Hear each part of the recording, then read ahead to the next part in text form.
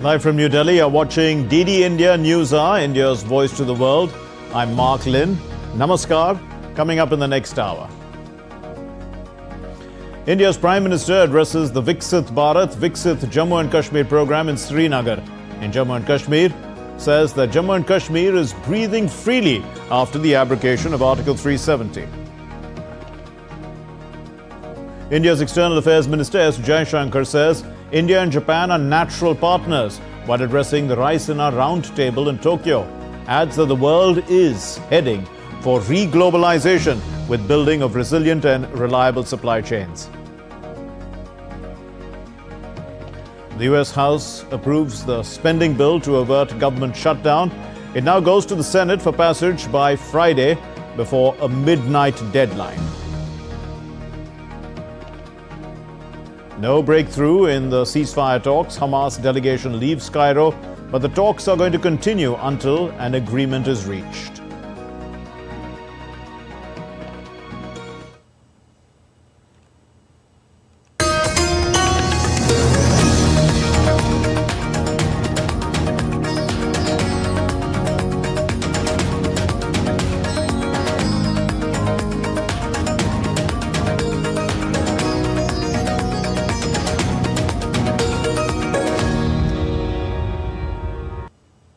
India's Prime Minister addressed the Viksit Bharat, Viksit Jammu and Kashmir program in Srinagar in Jammu and Kashmir and said that Jammu and Kashmir is breathing freely after the abrogation of Article 370. Shabir Dar and Ramatyagi from Srinagar, along with my colleague Sagnik Chakrabarti, puts this into perspective.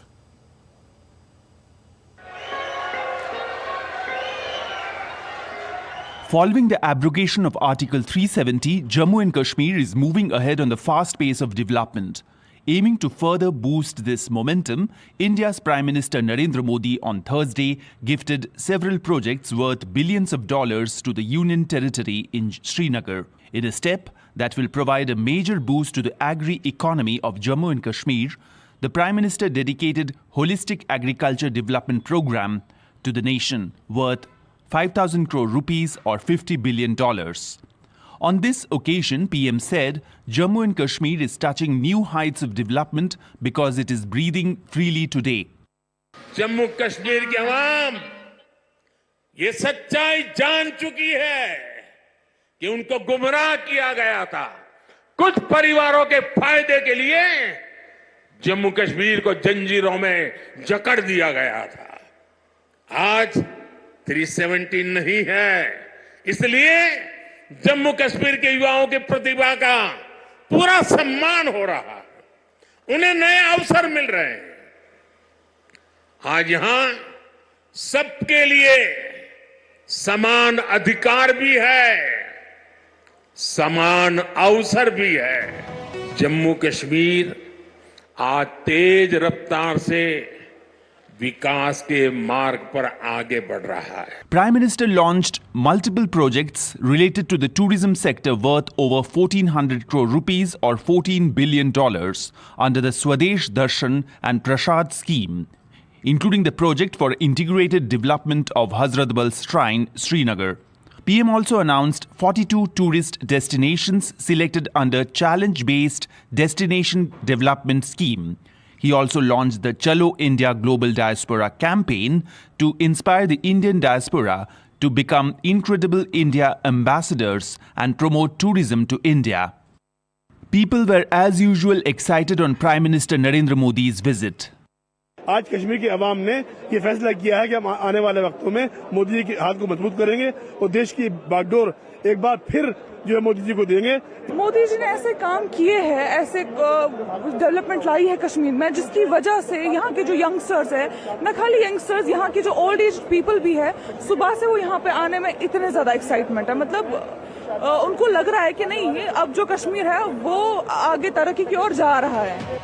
Earlier, Prime Minister visited various stalls set up at the Bakshi Stadium and spoke to the stall owners. Prime Minister purchased a shawl through UPI, thereby promoting digital payments. Apart from this, he met with the kin of the martyred security personnel. With Shabir Dar and Ramatyagi in Srinagar, Sagnik Chakrabarti, DD India. Well, as we told you about participating in the Viksit Bharat, Viksit Jammu and Kashmir program at the Bakshi Stadium, the Prime Minister inaugurated a slew of projects launched under the Swadesh Darshan and Pilgrimage Rejuvenation and Spiritual Heritage Augmentation Drive scheme. So among these is the integrated development of the Hazratbal Shrine. The Hazratbal Shrine holds immense cultural significance in Jammu and Kashmir. Let's take a look at this report. Situated on the left bank of the famous Dal Lake in the Union Territory of Jammu and Kashmir, the Hazratbal Shrine holds relevance to Muslims as it is believed to preserve the sacred hair of Prophet Muhammad's beard.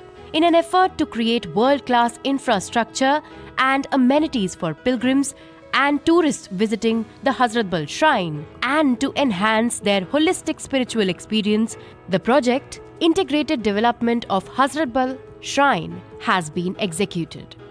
The key components of the project include site development of the entire area, including construction of boundary wall of the shrine, illumination of Hazratbal Shrine's precinct, improvement of ghats and devri pats around the shrine, construction of Sufi Interpretation Center, construction of Tourist Facilitation Center, installation of signages, multi-level storied car parking, construction of public convenience blocks, and entrance gateway of the shrine.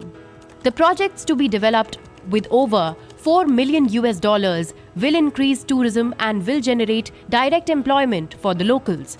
Not only this, it will also boost and promote local handicrafts, cuisines, art and culture in the entire region. To be revamped under the Pilgrimage Rejuvenation and Spiritual Augmentation Drive, the Hazratbal Shrine holds immense cultural significance in Jammu and Kashmir. Prasad provides financial assistance to state governments, union territory administrations for infrastructure development at tourist destinations. With inputs from Ramatyagi, DD India.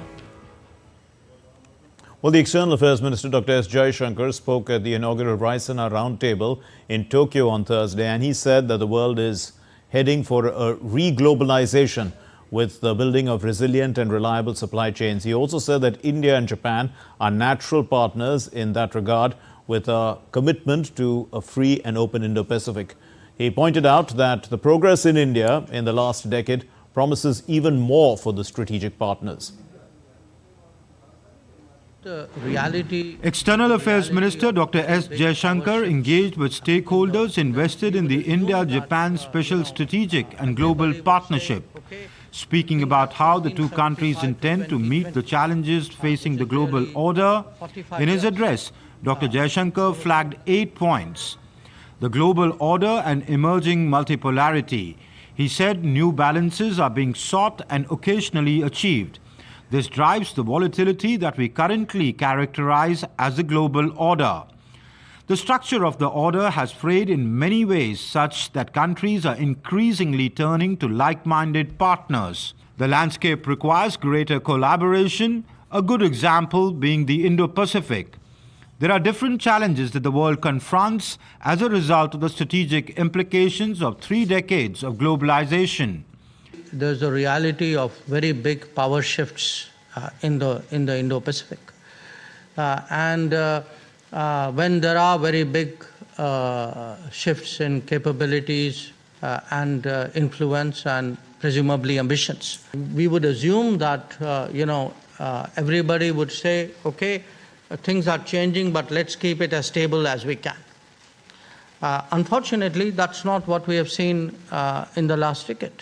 External Affairs Minister Jaishankar highlighted the shift in global attitudes and how countries are seeking greater strategic autonomy. He said global risk-taking has been on the increase, conflict in Europe, ongoing developments in the Middle East, and weaponization of the normal. Jaishankar pointed to the importance of the United Nations and its reforms, saying it is clearly an uphill task. The multipolarity must converge on common goals of freedom, openness, transparency, and rules-based order. I went on a trip to Latin America, and on one trip I went to 4 countries where no foreign minister in our history had ever been. In each country I found Indian business was there, and not just there, Indian business had got to all the right places. So sometimes business is ahead of you, sometimes it is behind you. You know, I'm happy when they're ahead of us. India and Japan have wide and deep collaborations. Jaishankar suggested that the two countries could use their economic heft as a greater stabilizing factor. They could collaborate on semiconductors, electric mobility, renewables, artificial intelligence and space. They could develop practical cooperation for climate objectives. They could work on major connectivity projects across the world. He said, as a voice of the global south, India is particularly conscious of its responsibilities.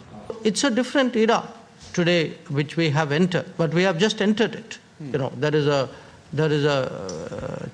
ground there to navigate. But in that navigation, again, I'm coming back like a broken record to my main plea, which is that the India-Japan, I do regard that because among the relationships, it's not a regional relationship. It is truly actually a globally consequential relationship. Later, the External Affairs Minister took part in the 16th India-Japan Foreign Ministers Strategic Dialogue in Tokyo.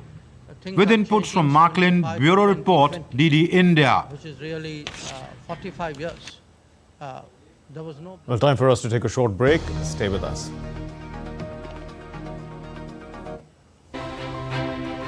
Proudly presenting women trailblazers of India.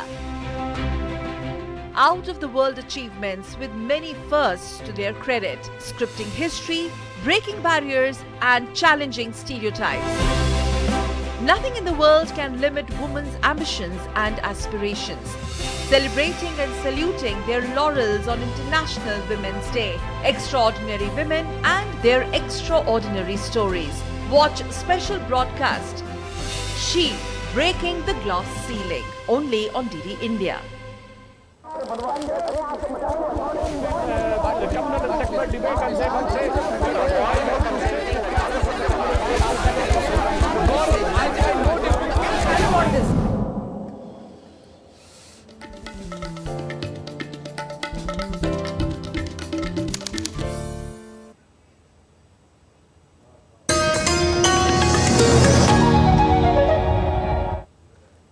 Well, you're watching DD India News Hour. I'm Mark Lynn.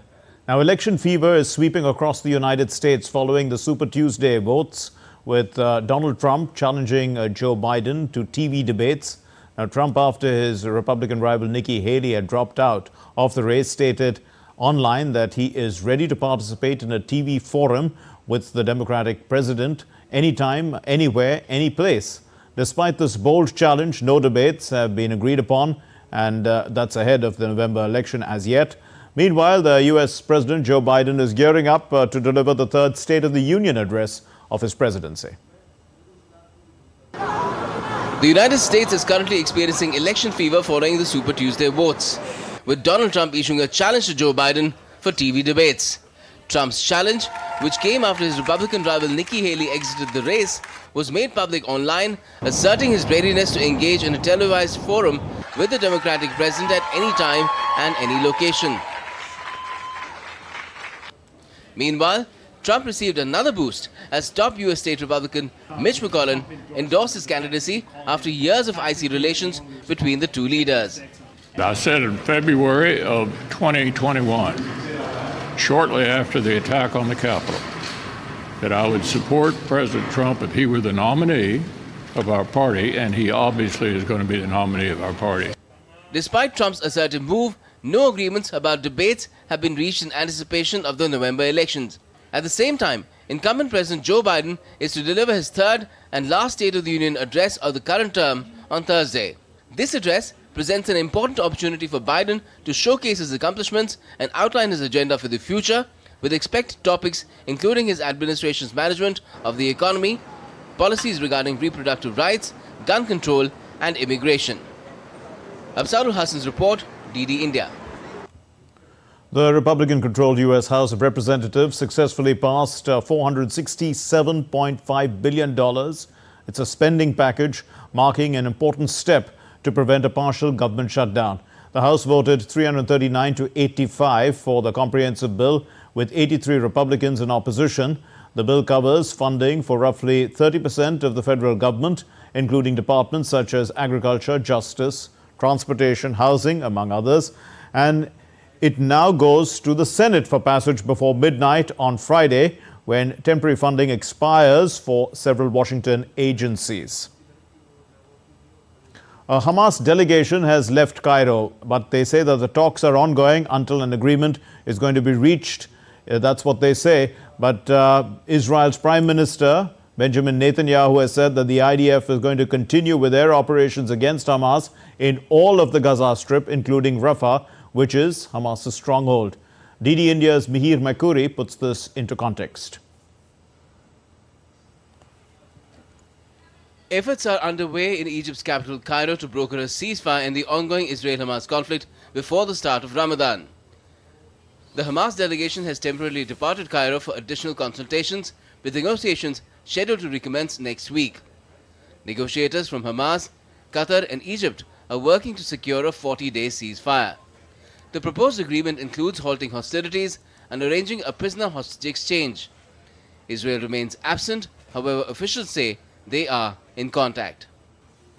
China's Foreign Minister Wang Yi on Thursday also called for a larger, more authoritative Israel-Palestinian peace conference.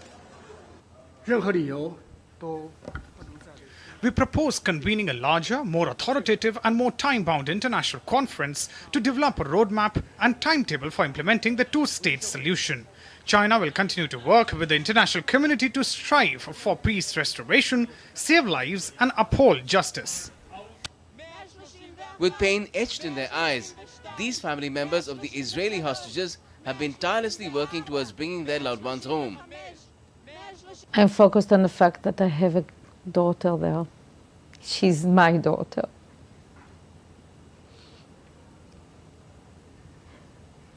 I'm focused on my decision that she will come home alive.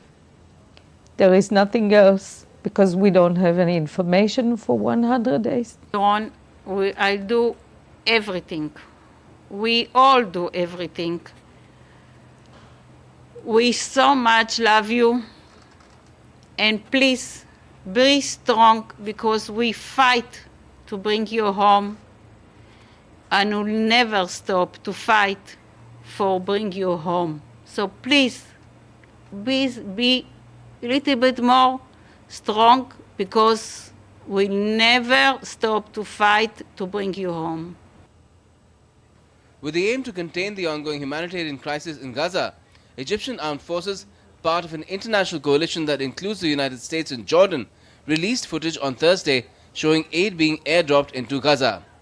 Last week, the United States began airdropping aid, with other countries including the Netherlands and France also contributing.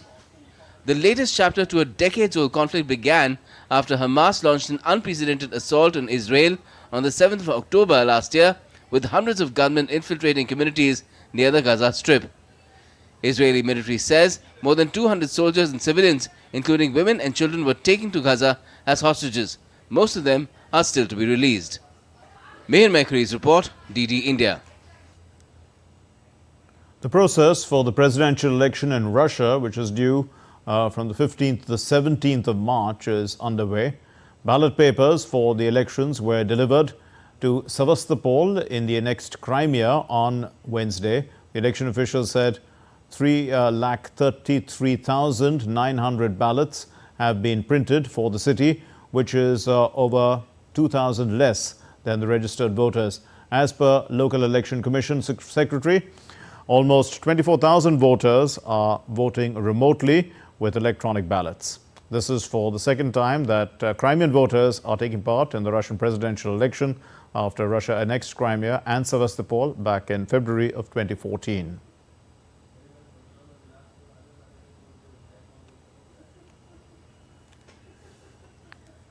And DD India's correspondent Dasha Chernyshova puts this into context for us. Ukraine does not recognize Crimea as part of Russia. Nevertheless, almost 10 years, Russia has been calling this territory as its own, and the election in which the people will be voting for the Russian president between the 15th of March and the 17th of March are due to be held there as well. We understand that the special ballot boxes have already arrived to the peninsula. These are the electronic ballot boxes that will provide for the quick count of the votes, and obviously the Russian authorities are taking all the measures that are required to provide for the security. We have seen indeed several attempts by the Ukrainian armed forces to attack this peninsula, including from the sea and with the naval drones that have been designed by Ukraine, according to the Russian Ministry of Defense. But nevertheless, all of the security measures are in place, and that's why it is said to be safe enough for the residents to go to the ballot boxes and to cast their votes even on the election day. We also understand that the election will be held for 3 days, and there will be also the system of electronic voting. This is something that has become the reality and the new normal after the COVID-19 time. So indeed, the election is slated to be held in this region as well as in other regions that Russia now calls as its own, the so-called new territories. Well, support for Ukraine continues from its European allies. The Norwegian Prime Minister Jonas Gahr Støre has said that Norway will donate up to $153 million for purchase of ammunition for Ukraine. Norway also joined a coalition of Capability Coalition, Integrated Air and Missile Defense. This is in support of Ukraine. NATO's Nordic Response 2024 exercise has angered Moscow. A top Russian security official said that NATO's military exercise looks like a rehearsal for an armed confrontation with Russia.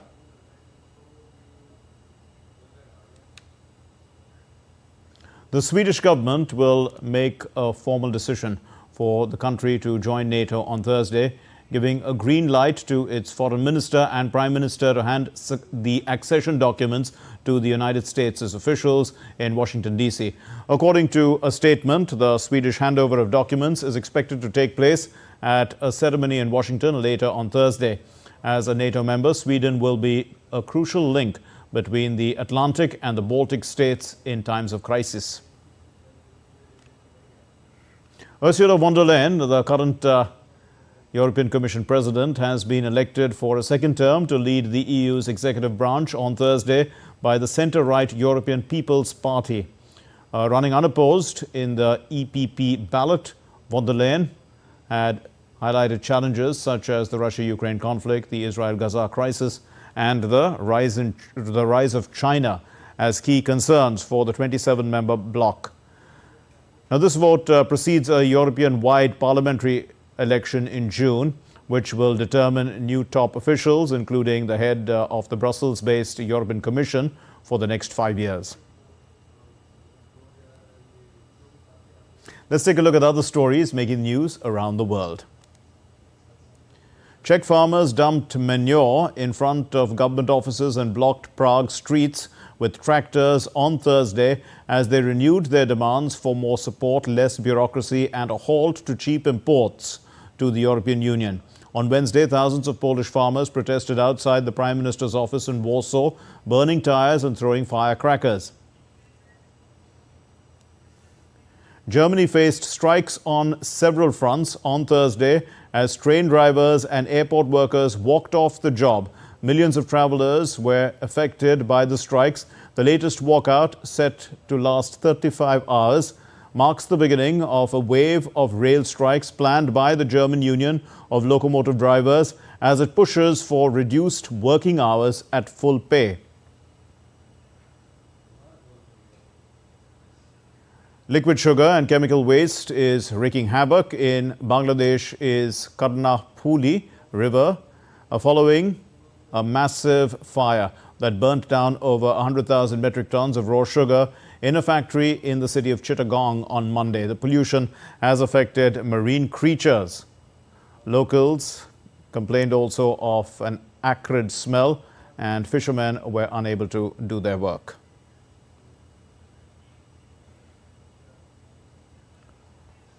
Archaeologists have discovered the earliest cave paintings dating back 8,200 years In South America, in Argentine Patagonia, the 895 paintings were found in the Hunal 1 cave southwest of the capital Buenos Aires. So this discovery provides evidence of the artistic ability and the cultural transmission also of the hunter-gatherer societies which inhabited the region during the Middle Holocene period.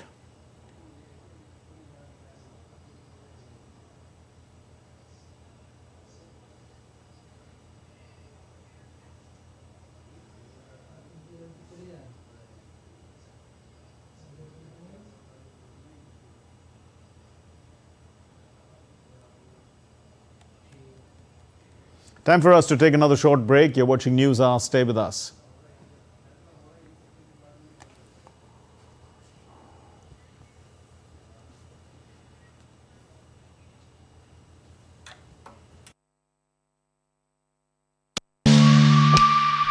Why is Donald Trump threatening to leave NATO to fend for itself?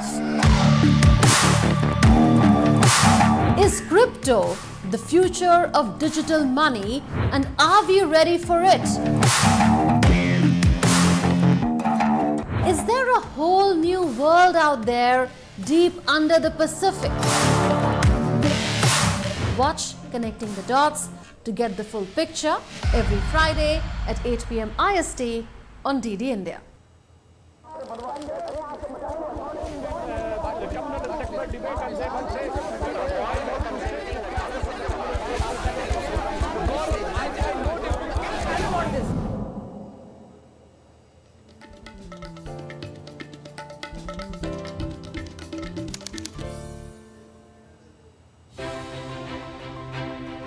Proudly presenting women trailblazers of India.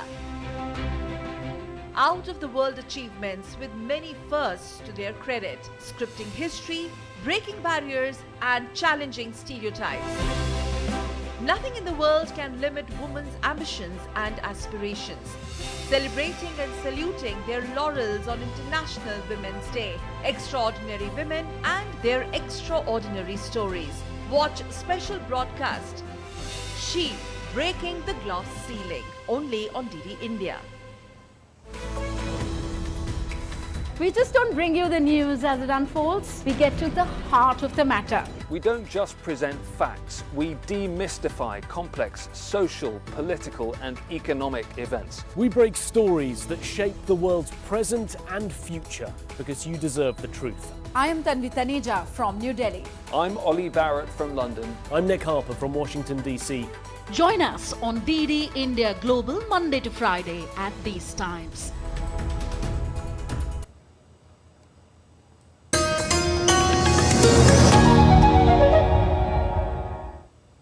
You're watching DD India News Hour. I'm Mark Lynn. Here's a recap of our main stories.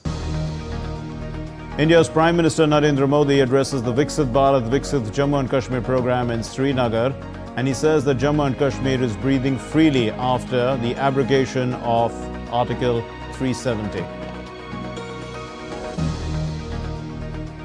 India's External Affairs Minister Jaishankar says that India and Japan are natural partners while addressing the Raisina Roundtable in Tokyo. He adds that the world is heading for re-globalization with building of resilient and reliable supply chains. The US House approves spending bill to avert government shutdown. It now goes to the Senate for passage that's going to happen by Friday before a midnight deadline.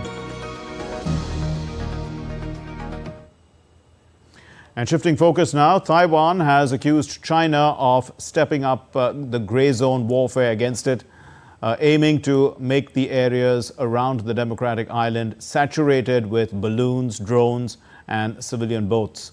Taiwan's defense ministry said that Beijing has launched multi-front saturated grey zone tactics to harass Taiwan, including increased patrols of ships and planes. It added that China has also incorporated research and militia vessels in a move to disguise military activities with civilians. Meanwhile, China's Foreign Minister Wang Yi, in a briefing on Thursday, termed the actions of those who support Taiwan as the greatest destructive factor to peace and stability in the Taiwan Strait. If there are still people who condone or support Taiwan independence, they are challenging China's sovereignty. If certain countries insist on maintaining official relations with the Taiwan region, they are interfering in China's internal affairs. Our bottom line is also clear. We'll never allow Taiwan to be separated from the motherland. Another country that is in a tussle with Beijing is the Philippines, regarding which it has accused the United States of using Manila as a pawn. This is what China is doing, a pawn in the South China Sea. Relations between the two Asian nations have deteriorated over their territorial dispute in the region. Manila says that the Chinese Coast Guard vessels have caused 2 collisions with Filipino boats and also fired water cannons at one of them during a resupply mission. DD India's Kate Fisher reports from Washington. The US State Department condemned China's repeated obstruction of Filipino vessels undertaking lawful maritime operations in the South China Sea. The Chinese Foreign Ministry defended its actions, saying it had been taking, quote, control measures against the Philippines' illegal intrusion into waters that it claims, as well as accusing a Philippine ship of intentionally ramming a Chinese one and saying that the Philippines should not let itself be at the mercy of the United States. Well, the US has said it stands with its ally, the Philippines, and has reaffirmed that the mutual defence treaty they share extends to armed attacks on Philippine armed forces, public vessels or aircraft, including those of its Coast Guard, anywhere in the South China Sea. Filipino President Ferdinand Marcos Jr. said that though he viewed the actions against the country's Coast Guard with great alarm, it is not the time or the reason to invoke that treaty. Well, Tuesday's collisions follow similar incidents in December, with hostilities between Beijing and an increasingly assertive Philippines worsening. China lays claim to almost the entire South China Sea, ignoring competing claims from several Southeast Asian nations and an international arbitration ruling to the contrary. In Washington, Kate Fisher, reporting for DD India. Well, North Korean leader Kim Jong-un has ordered heightened war preparations. Now, the state media said that North Korean leader Kim Jong-un inspected field training of troops at a major military operations base in the western region of the country and ordered heightened readiness for war. This is according to a report.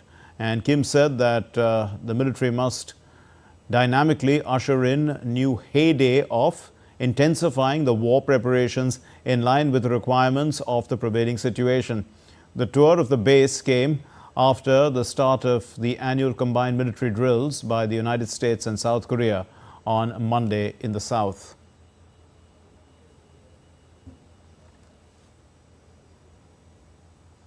The military-led governments in Mali and Burkina Faso and Niger, they have agreed to set up a joint task force to tackle security threats in their countries. The 3 countries have been struggling to contain armed groups. This is for about a decade now, which has led to the loss of thousands of lives and many in need of humanitarian assistance. Here's DD India's Tessim Ekende with a report from Jos.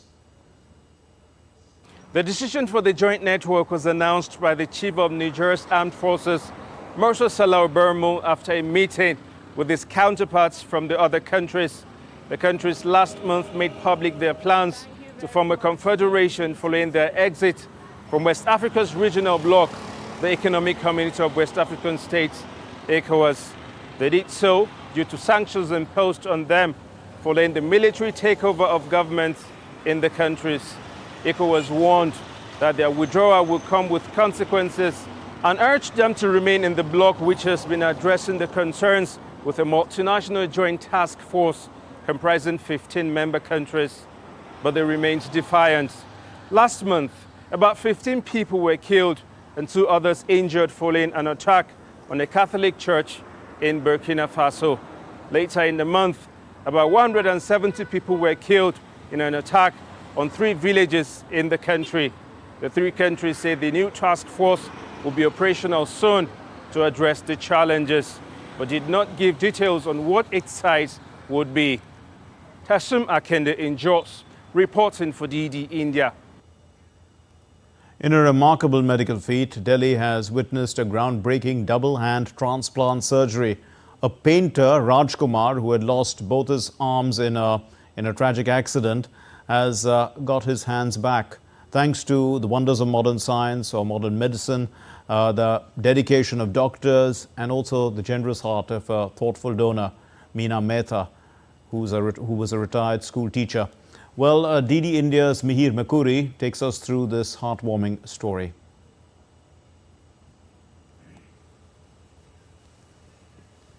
This man would have never thought that his life would ever become the same as before, and he would be able to carry out his day-to-day activities, returning to his painting profession, which was a dream for him. Now that dream is a reality, thanks to the doctors of Sir Gangaram Hospital of India's national capital. By successfully performing the first ever double-hand transplant in North India, the team of doctors has given Rajkumar a new lease of life. This medical miracle was possible only when a retired teacher from Delhi decided to donate her organs after her death. सोच भी नहीं सकते थे कि हमारा हाथ लग सकता है। बाकी ये तो बहुत चमत्कार हो गया डॉक्टरों का कि इनका बहुत बड़ा धन्यवाद करता हूँ कि हमारे साथ बहुत नया जीवन दान मिल गया। ये चमत्कार हो गया कि हम आगे चल के कुछ कर सकते हैं। The 45-year-old had lost both his hands in a rail accident, and this transplant was not easy. A team of surgeons from Sir Gangaram Hospital successfully completed the procedure after a 12-hour surgery. Challenge ये था कि हमें donor का ढूंढने का हमें बहुत ज़्यादा चैलेंज था, क्योंकि डोनर हमें कहाँ मिलेगा, हमारे हॉस्पिटल में मिलेगा, बाहर मिलेगा, दिल्ली से बाहर जाना पड़ेगा हमको, तो ये बड़ा चैलेंज था। दूसरा चैलेंज होता है कि उनकी मैचिंग करना, क्योंकि ना हमें डोनर कई बार मिले लेकिन हमें मैच नहीं कर पाए, तो एक दूसरा मैचिंग का बड़ा चैलेंज होता है। तो पर लकीली क्या हुआ कि हमारे ही हॉस्पिटल के अंदर एक डोनर मिले और ये हमारे लिए बहुत ईजी हो गया एज फार एज यदि अब चैलेंज के नाम से हम पूछा जाए, और हमने सक्सेसफुली इसको अंजाम दिया। A Delhi resident and a teacher by profession, Meena Mehta, was declared brain dead. Before her death, she had pledged to donate her organs, a promise her family honored. मेरी बहन बहुत अच्छी थी, हम सबको बड़ा प्यार दिया उसने। वो खुद हेड मिस्ट्रेस थी स्कूल में, तो जो प्रेरणा हमें दी है उन्होंने बताया, हमेशा समझाते थे ऐसे करना चाहिए। आज उन्होंने करके दिखाया है, सब ऑर्गन देके गए हैं, 8 जीवन वो बचा के गए हैं। मीना बुआ हमारे पास ही बैठे थे तो बोल रहे हैं कि तुम तो पता नहीं कब जाओगे, लेकिन मैं तुमसे पहले जाऊंगी और मेरे जाने से पहले तुम लोगों को ये याद रखना है कि मेरे ऑर्गन डोनेट करने हैं। अक्टूबर में उन्होंने ये बात मुझे बोली थी और 3 महीने में ही भगवान जी ने उनकी इच्छा पूरी कर दी। वो हमसे तो दूर चले गए, लेकिन आज वो जो काम करके गए हैं सारी दुनिया में वो हमें दिख रही हैं। On one hand, it's all praise for doctors now for successfully transplanting both hands. On the other hand, there is praise for those in society who are coming forward to donate their organs. Prime Minister has always encouraged organ donation, which can save multiple lives. A single organ donation can save multiple lives. Meena Mehta is an example for all, whose donation has brightened the lives of 4 individuals. India's medical industry is recognized the world over. People from across the globe come and get treated. The Heal by India, a government initiative, is designed to increase the workforce mobility from India to different parts of the world to serve the world as per the Indian philosophy of Vasudhaiva Kutumbakam, which means the world is one family. While the Heal in India initiative seeks to provide integrated and holistic treatment to the world in India and enhance patient mobility for access to world-class, affordable and quality healthcare services. Mihir Makuri's report, DD India. Well, let's take a look now at other stories making the news. A Delhi court has issued a fresh summons to the Delhi Chief Minister Arvind Kejriwal in the alleged Delhi liquor policy for the policy money laundering case. Kejriwal has been asked to appear in court on the 16th of March. The order came after the Enforcement Directorate filed a complaint that the Delhi Chief Minister was not complying with their summons in the alleged case. India's Home Ministry on Thursday declared terror outfit Lashkar-e-Taiba member Mohammad Qasim Gujjar as a terrorist under the Unlawful Activities Prevention Act of 1967. He has been involved in various terror activities, terror attacks, bomb blasts, and is responsible for causing the death and injuries to a number of persons in several of these incidents. The Reserve Bank of India and the Bank of Indonesia signed an MOU on Thursday in Mumbai for establishing a framework to promote the use of local currencies, that's the Indian rupee and the Indonesian rupiah. This is for cross-border transactions. The MOU was signed by the RBI Governor Shaktikanta Das and the Governor of the Bank of Indonesia, Peri Warjio.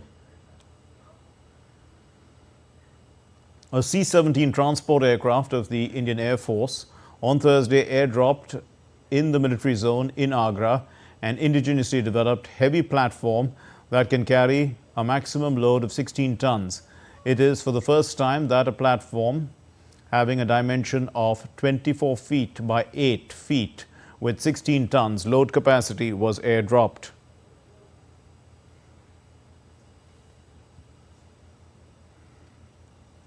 You're watching DD India News Hour. We're taking another short break. Stay with us.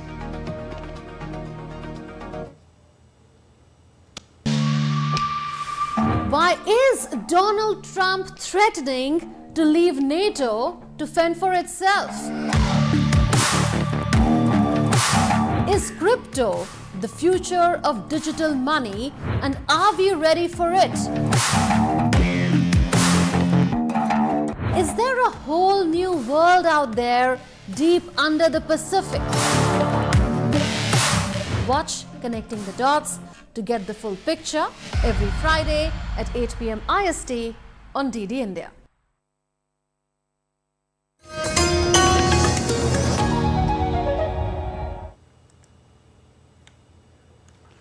You're watching DD India News Hour. I'm Mark Lynn.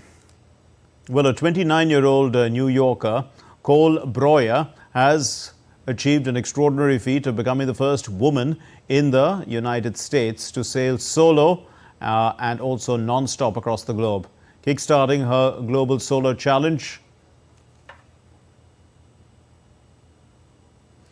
We're going across now live to a program in Delhi, which is the Republic Summit, and Prime Minister Narendra Modi is the chief guest at this summit. And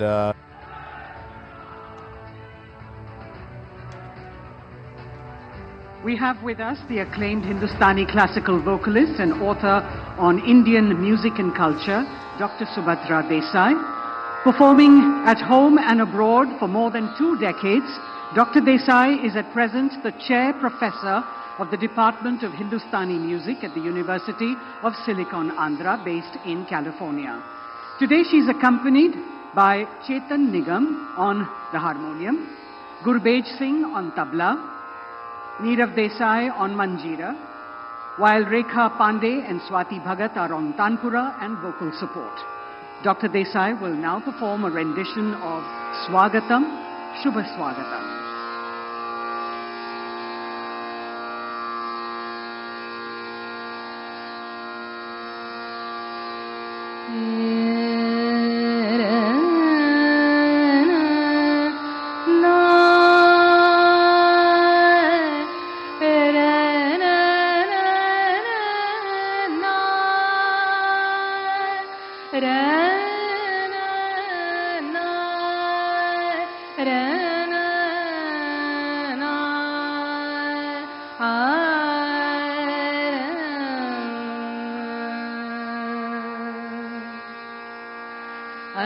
स्वागतं शुभ स्वागतं अथ स्वागतं शुभ स्वागतं आनन्दमङ्गलमङ्गलम् आनन्दमङ्गलमङ्गलम् हितप्रियं भारत भारतं स्वागतं शुभ स्वागतं अथ स्वागतं शुभ स्वागतम्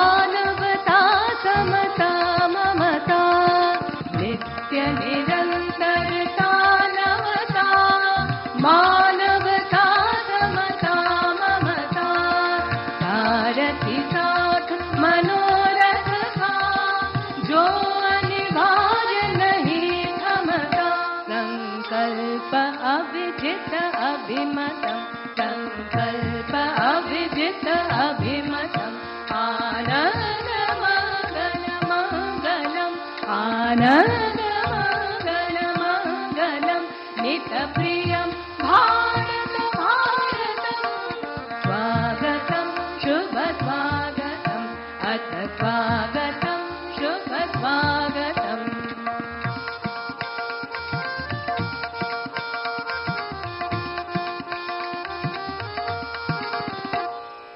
कुसुमितनयि कामनाय सुरभितनयि साधनाय कुसुमितनयि कामनाय सुरभितनयि साधनाय मैत्री मति क्रीडांगन में प्रमुदित बंधु भावनाय मैत्री मति प्रमुदित बंधु भावनाय शाश्वत सुविकसित इति शुभम् शाश्वत सुविकसित इति शुभम् आनन्दमङ्गलमङ्गलम् आनन्दमङ्गलमङ्गलम् नितप्रियं भारत भारतम् स्वागतं शुभ स्वागतम् अथ स्वागतं शुभ स्वागतम् अथ स्वागतं शुभ स्वागतम्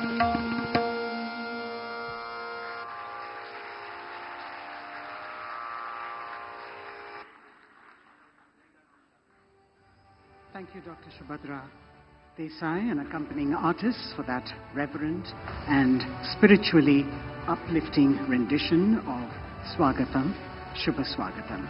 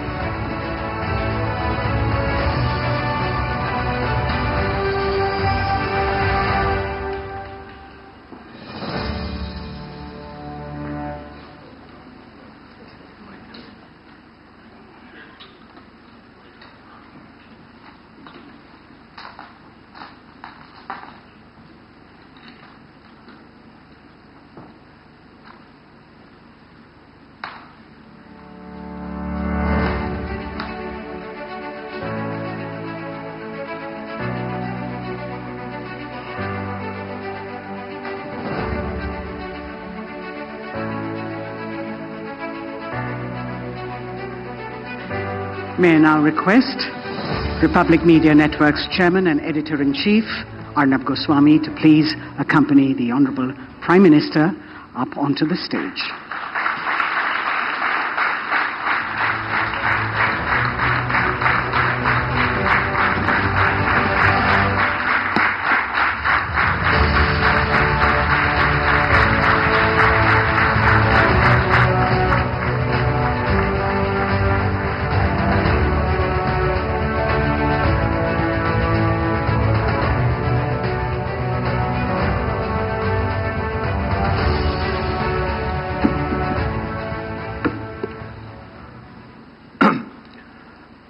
माननीय प्रधानमंत्री नरेंद्र मोदी जी, आपका रिपब्लिक नेटवर्क के समिट में आपका स्वागत है। आज मैं आपके सामने फिर एक बार अपनी दिल की बात रखना चाहता हूं, अनुमति हो तो प्रधानमंत्री जी। प्रधानमंत्री जी, पहले तो मैं कहना चाहूंगा कि इस रिपब्लिक नेटवर्क का बहुत बड़ा सौभाग्य है और सबसे बड़ा सौभाग्य है कि हर बार रिपब्लिक समिट में आप मौजूद रहे।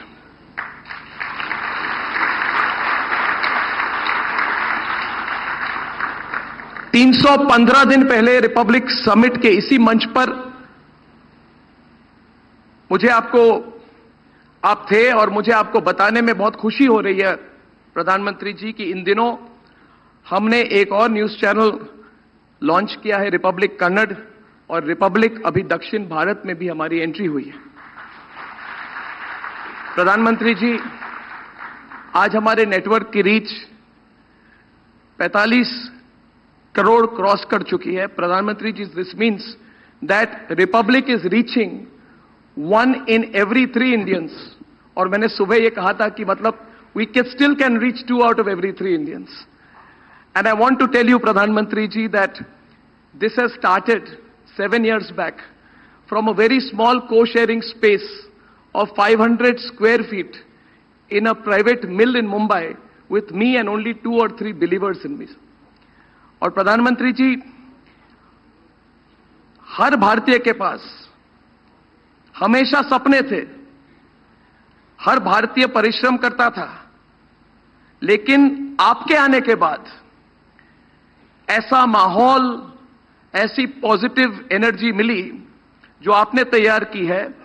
And I have no hesitation in saying this that it is because of the environment that you have created that companies and dreams like Republic can come to life and become a reality. And we are very grateful to you because all that we had a dream, Pradhan Mantri ji, was a dream of professionals who believe they can get the job done. आपके vision और आपके leadership ने ऐसा माहौल बनाया इस देश में जिसमें पहला तो लेवल प्लेइंग फील्ड मिली है, सेकंड एक पॉजिटिव इन्वेस्टमेंट क्लाइमेट मिली है, और थर्ड एक प्रोटेक्टिव इकोसिस्टम मिली है which keeps भारतीय dreams secure in an environment of economic stability. प्रधानमंत्री जी, 10 साल में आपने एक बिलीफ सिस्टम बनाई है इस देश में। आपने एक बिलीफ सिस्टम खड़ा किया है जिसमें एक स्टार्टअप, और रिपब्लिक बिल्कुल एक स्टार्टअप है, और ये अमेरिका में नहीं हो सकता है 7 सालों में प्रधानमंत्री ji. It can happen only in India and under your overall vision. And Pradhan Mantri ji, the most important thing about your belief system, which matters to me personally, matters to everybody at Republic and everybody here, जिसके बारे में ज्यादा बात नहीं होती, it is because your belief system is based on high ethics, naitikta, which is at the core of it. And I remember that in India, people used to say कि people with ethics, people with ideals and idealism can never get far. It is because of your vision and your leadership that ethics are today the baseline of success in this country. चाहे राजनीति हो, चाहे corporate culture हो, चाहे media हो, ethics, नैतिकता के जरिए सफलता की सीढ़ी चढ़ी जा सकती है। This is what we have personally benefited from. प्रधानमंत्री जी, आपके विजन से हम प्रेरणा लेते हैं। अभी हमारा लक्ष्य है कि हर साल एक रीजनल लैंग्वेज में एक चैनल लॉन्च करना चाहते हैं।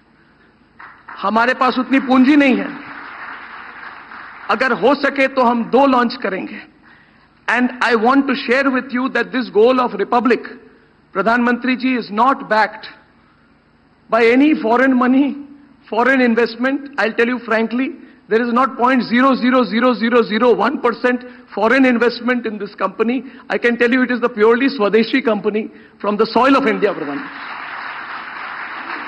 हमारी एसेट सिर्फ हमारा मेहनत है, क्योंकि एट अ पर्सनल लेवल, जैसे परिवार से हम आते हैं, जिस परिवार से मैं आता हूं, my mother was in the audience here, she is been a school teacher, my father was an army officer. हम मध्यम वर्गीय परिवार से आते हैं, हम कोई डायनेस्ट नहीं है, और हमने अपने करियर के पहले दशक में अपने सपने को टूटते हुए भी देखा है अलग सिस्टम के अंदर। अभी जो माहौल है, the sense of stability that you have given has changed everything. और प्रधानमंत्री ji, I want to share something with you which I was waiting till today to tell you. आपने कहा क्या हो रहा है, तो मैं उस समय बोल नहीं पाया, तो मैं आपको स्टेज से कह रहा हूं, प्रधानमंत्री जी, जितना संघर्ष हुआ रिपब्लिक का, जितनी कठिनाई से हम आए, आप सब जानते हैं, मगर सच्चाई के साथ हम बढ़ रहे हैं, मुश्किलें हम पार कर रहे हैं। And it is this conquering of struggle, प्रधानमंत्री ji, from this hall, 25 kilometres from this hall, प्रधानमंत्री जी, सिर्फ 25 किलोमीटर दूर, I am proud to share with you, प्रधानमंत्री ji, that the Republic media network is building and is almost completing the building of the largest news complex network and studio in Asia.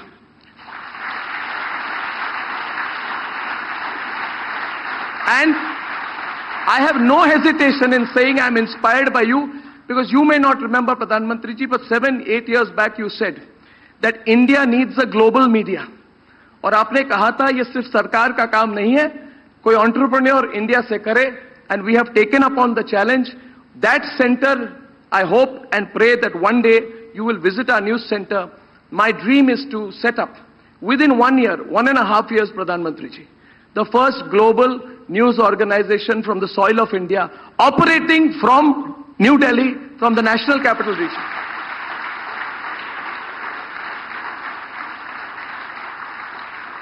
Finally, Pradhan Mantri ji, the theme of the summit is Bharat the next decade. लेकिन मैं एक और कदम बढ़कर कहूंगा कि आने वाले दशक जो है वो भारत का है, हर भारतीय के लिए विकसित भारत एक लक्ष्य है. आपने रेड फोर्ट से कहा था, वहां से it really went into our hearts. People are believing it, and the belief makes things happen. Everybody is talking about it today. Everybody believes it. In fact, I'll tell you, Pradhan Mantri ji, you have set a target of 2047. But I'm sure today you were in Kashmir. I congratulate you for your Kashmir visit. I'm sure you believe. I'm sure 2 days back I saw the video of you in Bengal, Pradhan Mantri ji. We run one of the big channels, the Republic Bangla. We saw how people were lined up. We saw the people were responding to you. So I believe that in this country, every Indian has absorbed the idea of Viksit Bharat. And our commitment to you is, we will not even believe in 2047, Pradhan Mantri ji. If all of us come together, then I believe that we can do it even earlier. Your vision is our vision. Your vision is the vision of 1.4 billion Indians. And what they say about pro-incumbency, I am not a psephologist. I don't believe in psephology, Pradhan Mantri ji. But I'll tell you one thing. Pro-incumbency for me, as a citizen of India, is when I see things happen in my lifetime, in our parents' lifetime, in our children's lifetime. We are seeing the changes. It is not a far-off dream.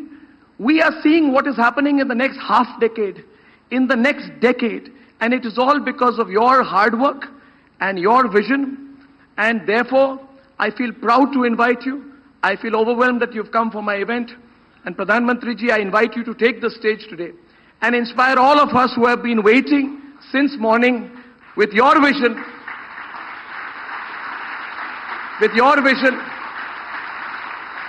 so that this message goes out to every Indian. I am again very grateful to you that you have come. Thank you, Pradhan Mantri. Thank you. Thank you.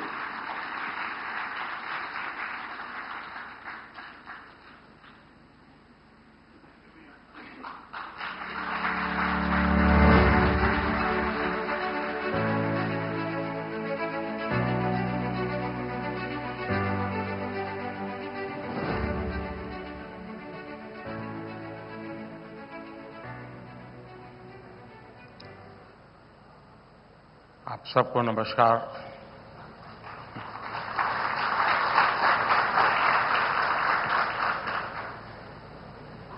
Republic team के भी मेरी तरफ से विशेष इस summit के लिए मैं बहुत बहुत बधाई देता हूं. और मैं मानता हूं कि अर्नब ने जो बताया, वो दिन भर जो मंथन चला होगा उसी में से निकला होगा.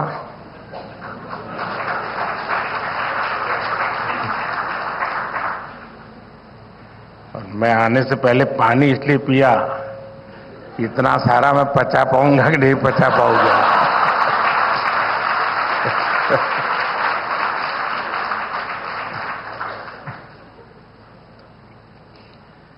कुछ साल पहले जब मैंने कहा था कि ये दशक भारत का है, अब जब हम पॉलिटिकल लोग बोलते हैं तो लोग यही मानते हैं कि ये तो पॉलिटिकल स्टेटमेंट है, राजनेता तो बोलते रहते हैं. लेकिन ये भी सच्चाई है, आज दुनिया ये कह रही है ये दशक भारत का है.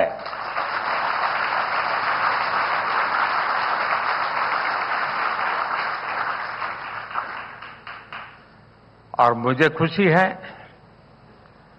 कि आपने एक कदम और आगे बढ़कर अब भारत द नेक्स्ट डेकेड पर चर्चा शुरू कर दी है। ये दशक विकसित भारत के सपनों को पूरा करने का एक अहम दशक है और मैं मानता हूं कि जो भी जिसको इन्फ्लुएंस कर सकता है, कोई भी पॉलिटिकल आइडियोलॉजी हो, कितने ही ऑपोजिशन ख्याल रखते हो, लेकिन ये कहने में क्या जाता है कि भाई ये 10 साल काम करने जैसे हैं, उसमें क्या जाता है। लेकिन कुछ लोग इतनी निराशा की गर्त में डूबे हुए हैं कि उनके लिए न ये सोचना, न ये सुनना और न ही ये बोलना बड़ा मुश्किल हो गया है। कुछ लोग खास हंसी शेयर कर रहे हैं तो स्वाभाविक है कि मेरी बात सही जगह पे पहुंच गई है।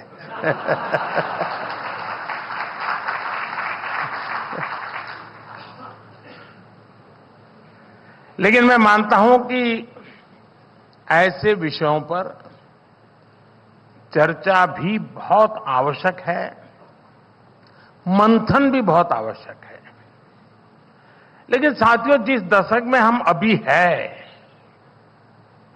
जो दशक अभी गुजर रहा है, मैं समझता हूं वो आजाद भारत का अब तक का सबसे इंपॉर्टेंट डेकेड है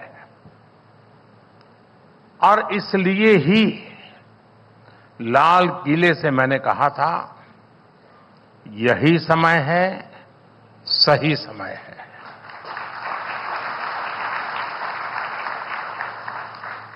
ये दशक एक सक्षम, समर्थ और विकसित भारत बनाने की नींव को मजबूत करने वाला डेकेड है। ये दशक उन आकांक्षाओं को, एस्पिरेशंस को पूरा करने का है जो कभी भारत के लोगों को असंभव लगती थी। एक मेंटल बैरियर तोड़ना बहुत जरूरी है। ये दशक भारत के सपनों को, भारत के सामर्थ्य से पूरा करने का दशक होगा और मैं ये वाक्य बड़ा महत्वपूर्ण रूप बोल रहा हूं, सपने भारत के, सामर्थ्य भी भारत का।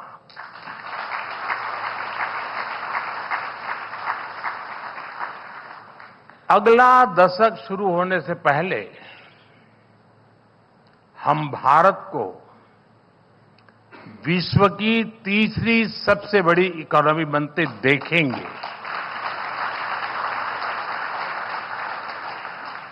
अगला दशक शुरू होने से पहले भारतीयों के पास घर, शौचालय, गैस, बिजली, पानी, इंटरनेट, सड़क, हर बुनियादी सुविधाएं उसके पास होगी।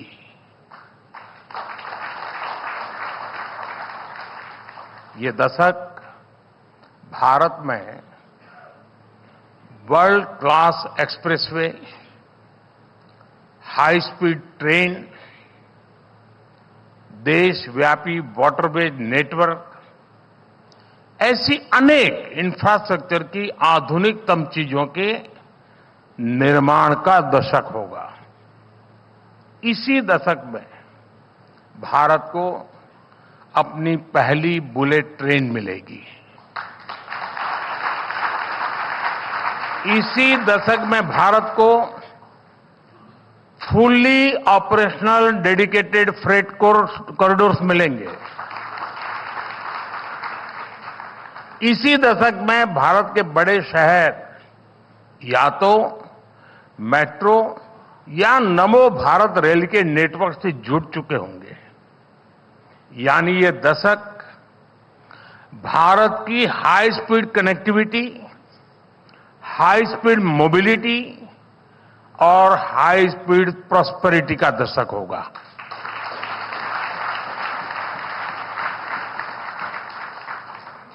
साथियों, आप भी जानते हैं कि ये समय वैश्विक अनिश्चितताओं और अस्थिरता का समय है और एक्सपर्ट्स कह रहे हैं कि सेकेंड वर्ल्ड वॉर के बाद ये सबसे अधिक अस्थिर समय अनुभव हो रहा है,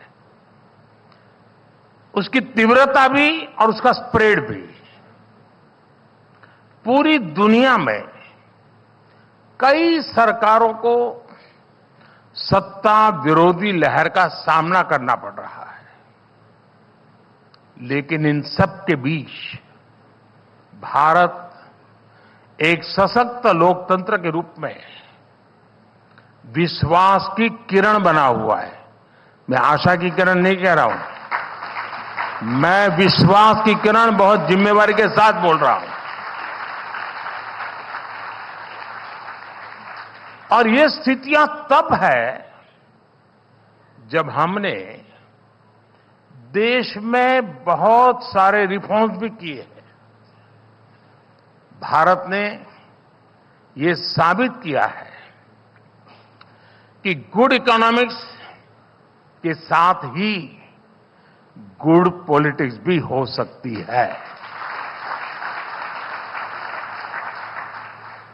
साथियों, आज एक वैश्विक जिज्ञासा, ग्लोबल क्यूरियोसिटी है कि भारत ने ये कैसे किया। ये इसलिए हुआ क्योंकि हमेशा सिक्के के किसी भी पहलू को नजरअंदाज नहीं किया। ये इसलिए हुआ क्योंकि हमने देश की जरूरतें भी पूरी की और सपने भी पूरे किए। ये इसलिए हुआ क्योंकि हमने समृद्धि पर भी ध्यान दिया और सशक्तिकरण पर भी काम किया। जैसे हमने कॉरपोरेट टैक्स में रिकॉर्ड कमी की, लेकिन हमने ये भी सुनिश्चित किया कि पर्सनल इनकम पर भी टैक्स कम से कम हो।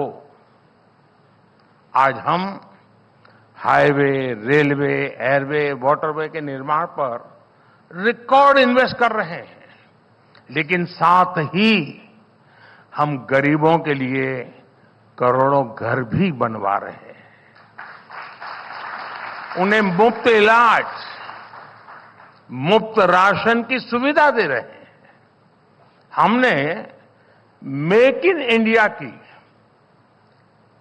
पीएलआई स्कीम्स में छूट दी तो किसानों को बीमा से सुरक्षा और आय बढ़ाने के साधन भी दिए हैं। हम टेक्नोलॉजी और इनोवेशन पर बड़ा इन्वेस्ट कर रहे हैं, लेकिन इसके साथ हमने युवाओं के स्किल डेवलपमेंट पर भी हजारों करोड़ रुपए खर्च किए हैं। साथियों, आजादी के बाद के दशकों में भारत का बहुत समय उसे गलत दिशा में ले जाने में गंवा दिया गया।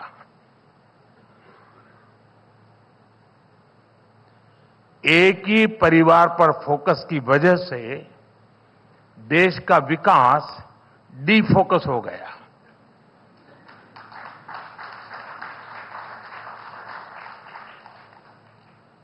मैं इसके विस्तार में नहीं जाना चाहता, लेकिन आप ये मानेंगे कि विकसित भारत बनाने के लिए हमने अपने खोए हुए समय को भी रिकवर करना होगा। इसके लिए अभूतपूर्व स्केल और अभूतपूर्व स्पीड पर काम करना होगा। आज आप भारत में हर तरफ यही होता देख रहे होंगे। मैं जब गुजरात में था तो मैं उस समय पब्लिकली चुनौती देता था कि किसी भी दिशा में 25 किलोमीटर जाइए, आपको कोई न कोई डेवलपमेंट का, इंफ्रास्ट्रक्चर का काम चलता हुआ नजर आएगा। किसी भी दिशा में 25 किलोमीटर कहीं से भी शुरू करो। मैं आज किलोमीटर की भाषा नहीं बोल रहा हूं, लेकिन मैं आज कह सकता हूं कि आप हिंदुस्तान के किसी भी क्षेत्र में आप अगर नजर करेंगे, कुछ न कुछ पहले से अच्छा हो रहा है।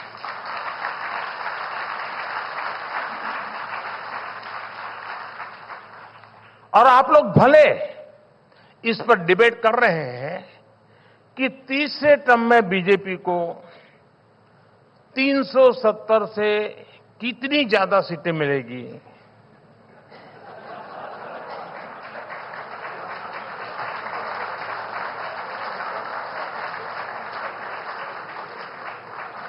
मैं भी तो आप लोगों के बीच में रहता हूं ना।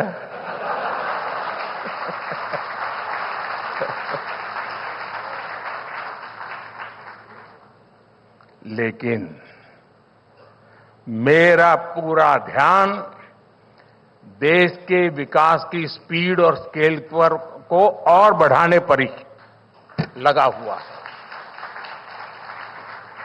अगर मैं सिर्फ 75 दिन का हिसाब दूं आपको,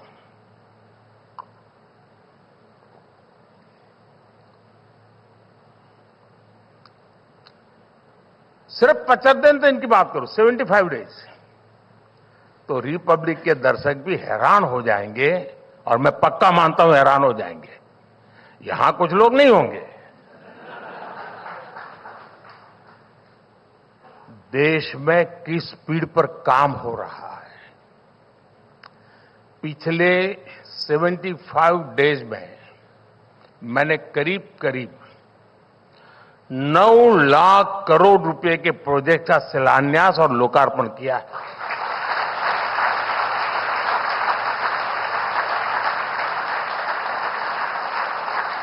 ये $110 बिलियन से भी ज्यादा होता है। दुनिया के कितने ही देशों का ये साल भर का खर्च भी नहीं है, और हमने सिर्फ 75 डेज में आधुनिक इंफ्रास्ट्रक्चर पर इससे ज्यादा इन्वेस्ट कर दिया है।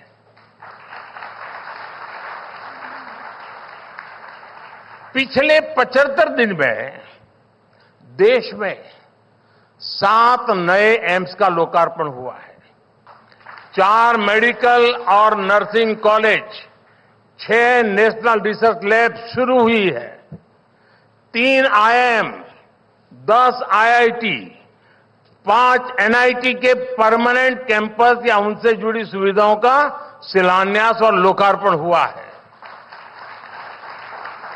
3 IIIT, 2 ICR और 10 सेंट्रल इंस्टीट्यूट का शिलान्यास और लोकार्पण हुआ है।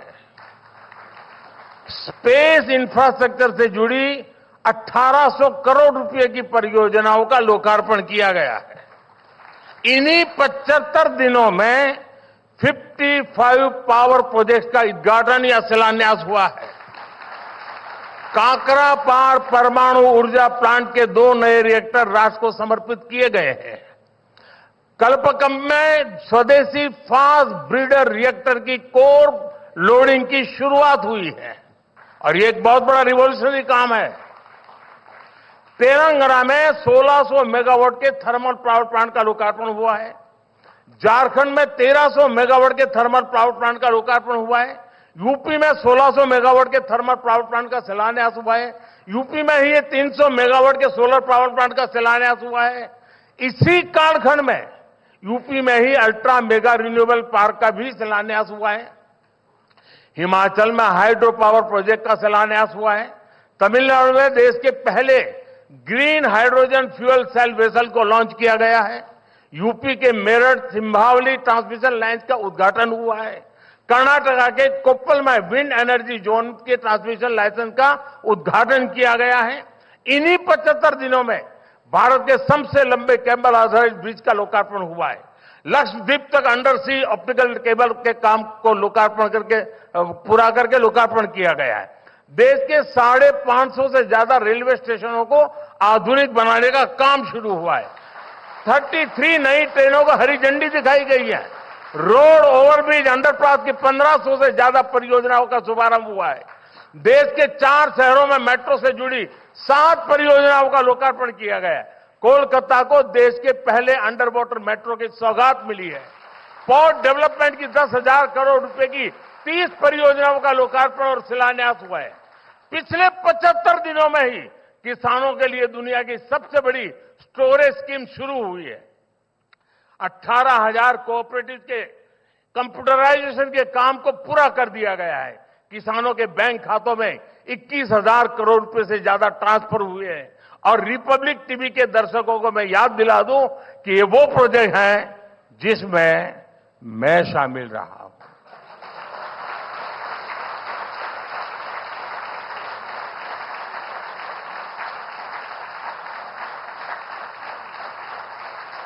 और ये मैंने सिर्फ शिलान्यास और लोकार्पण की बात की, और भी तो बहुत कुछ किया है, वो मैं नहीं बता रहा हूं।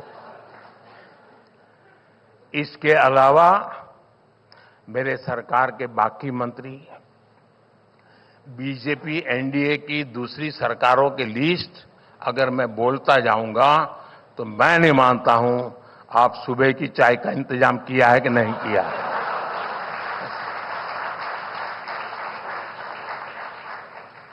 लेकिन मैं एक और एग्जाम्पल दूंगा कि हमारी सरकार की स्पीड क्या है, कैसे काम कर रही है।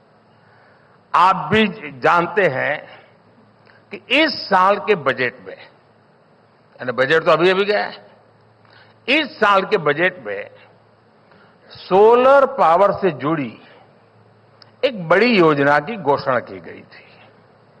बजट की घोषणा के बाद पीएम सूर्यघर मुफ्त बिजली योजना को कैबिनेट से मंजूरी देने में, लॉन्च करने में 4 सप्ताह से भी कम का समय गया है। अब तो 1 करोड़ घरों को सूर्य घर बनाने के लिए सर्वे भी शुरू हो गया है।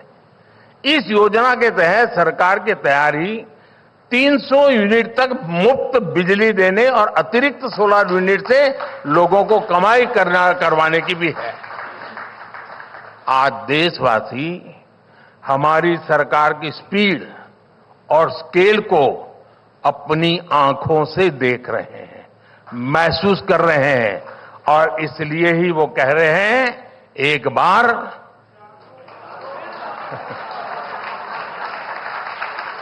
फिर एक बार।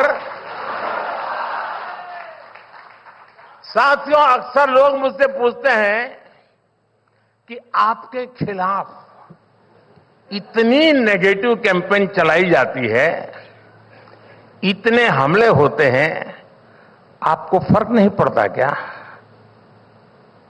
मैं उनको यही बोलता हूं कि अगर मैं इस नेगेटिव कैंपेन पर ध्यान देने लग गया तो फिर मुझे जो काम करने हो रह जाएंगे।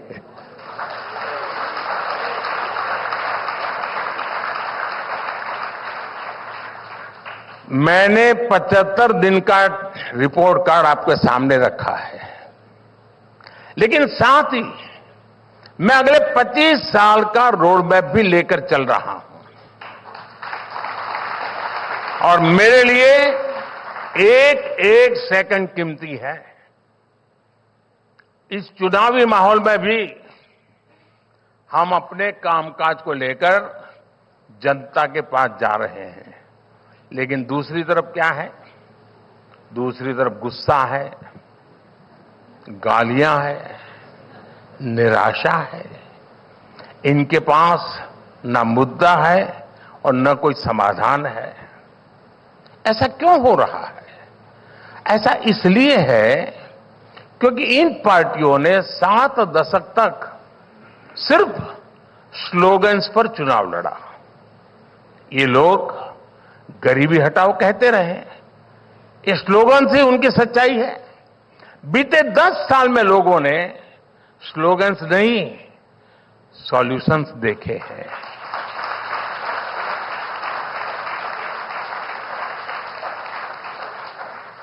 खाद्य सुरक्षा हो या खाद कारखानों को फिर से शुरू करना हो, लोगों को बिजली देनी हो या बॉर्डर इंफ्रास्ट्रक्चर को मजबूत करना हो, लोगों के लिए आवास योजना बनाने से लेकर आर्टिकल 370 को हटाने तक हमारी सरकार ने सारी प्राथमिकताओं को एक साथ लेकर काम किया है। साथियों, रिपब्लिक टीवी का सवालों के साथ बहुत पुराना रिश्ता रहा है। Nation wants to no.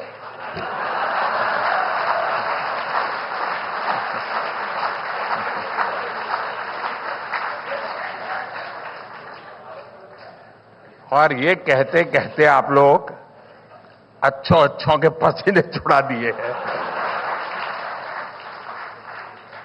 पहले देश में सवाल होता था कि आज देश कहां है, देश किस हालत में है। लेकिन देखिए, बीते 10 वर्षों में ये सवाल कैसे बदल गए हैं।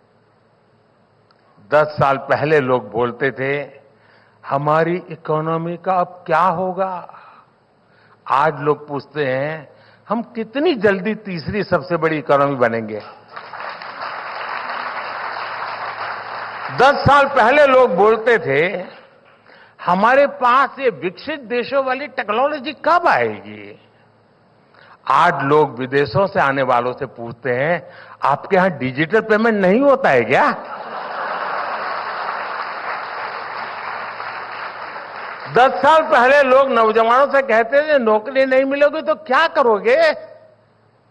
आज लोग नौजवानों से पूछते हैं तुम्हारा स्टार्टअप कैसा चल रहा है। 10 साल पहले एनालिस्ट पूछते थे इतनी महंगाई क्यों है। आज यही लोग पूछते हैं पूरी दुनिया के संकट के बाद भी भारत में महंगाई नियंत्रण कैसे है। 10 साल पहले पूछा जाता था विकास क्यों नहीं हो रहा, आज पूछा जाता है आखिर हम इतनी तेजी से विकास कर कैसे रहे हैं। पहले लोग पूछते थे अब कौन सा घोटाला निकला, आज पूछा जाता है अब कौन से घोटालेबाज पर कार्रवाई हुई।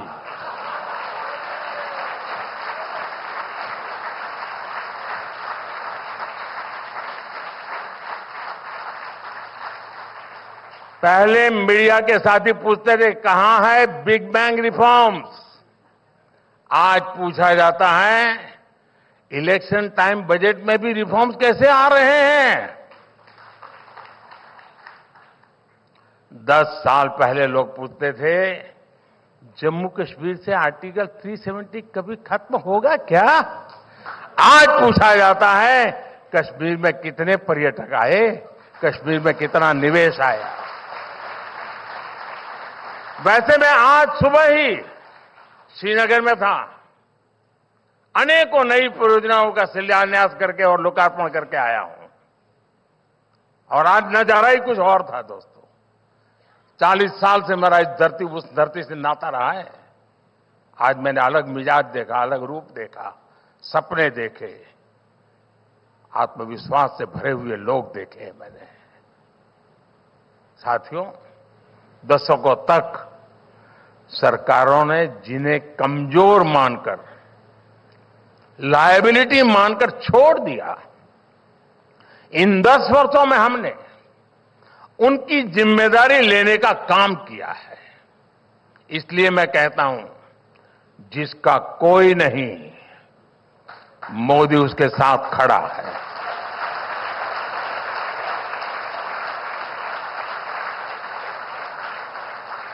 आप एस्पिरेशनल डिस्ट्रिक्ट का उदाहरण लीजिए। वर्षों तक इन जिलों को, यहां रहने वाले करोड़ों देशवासियों को पिछड़ा बताकर भाग्य के भरोसे छोड़ दिया गया था। ये पिछड़ा इलाका है। हमारी सरकार ने ना सिर्फ सोच बदली बल्कि अप्रोच भी बदला और साथ साथ उनका भाग्य भी बदला। इसी तरह हमारे बॉर्डर किनारे के जिले और वहां के रहने वालों की भी जिंदगी थी। पहले की सरकारों की नीति थी कि सीमा से सटे इलाकों का विकास ना हो, ऑफिशियल कहते थे विकास ना हो। इस नीति के कारण वहां रहने वाले लोगों को भी परेशानी होती थी, पलायन होता था। हमने वाइब्रेंट विलेजेस प्रोग्राम शुरू किया जिससे कि लोग सशक्त हो और इलाकों की स्थितियां बदले। दिव्यांगों का उदाहरण देखिए, वर्षों तक इन पर किसी ने ध्यान नहीं दिया क्योंकि वोट बैंक नहीं थे। हमने ना सिर्फ दिव्यांगों को हर क्षेत्र में प्राथमिकता दी बल्कि लोगों की सोच भी बदली। आप हैरान हो जाएंगे जी, मैं कहूंगा ये ऑडियंस को तो शायद बेचैनी हो जाएगी। हमारे यहां राज्यों में लैंग्वेजेस अपने अपने तरीके से विकसित हुई, विविधता है, गर्व का विषय है। लेकिन हमारे जो स्पेशली एबल्ड लोग हैं, जिनको सुनने बोलने की दिक्कत है, उनके लिए साइनेजेस की जरूरत होती है। आप हैरान होंगे, हमारे देश में साइनेजेस भी अलग अलग प्रकार के चलते थे। अब मुझे बताइए कि दिल्ली का आदमी जयपुर जाए और सामने वाला दूसरी साइनेजेस से बात करेगा तो क्या होगा उसका? आजादी के इतने सालों के बाद मैंने उस काम को किया, कमेटी बिठाई और आज पूरे देश में मेरे दिव्यांग जनों के लिए एक ही प्रकार के साइनेजेस पढ़ाए जाते हैं। बात छोटी लगेगी लोगों, लेकिन जब एक संवेदनशील सरकार होती है ना, तब उसकी सोच, उसका अप्रोच जमीन से जुड़ा हुआ होता है, जड़ों से जुड़ा हुआ होता है और जनों से जुड़ा हुआ होता है।